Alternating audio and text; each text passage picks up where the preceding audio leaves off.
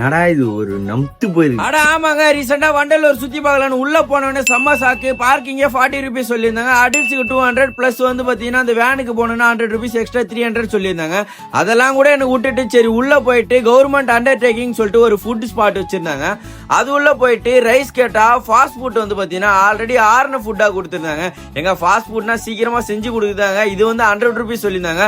சத்தியமா ஒருத்தே இல்லை, எனக்கு செம்ம பசின்றதுனால ஒரு 60 ருபீஸ் கொடுத்து பர்கர் வாங்கியிருந்தேங்க. அந்த பர்கரோட டேஸ்ட் சாப்பிடலாம்னு சொல்லிட்டு சாப்பிட்டு பார்த்துங்க. அல்டிமேட்டா இருக்குன்னு பார்த்தா சத்தியமா நல்லாவே இல்லை இருந்துங்க.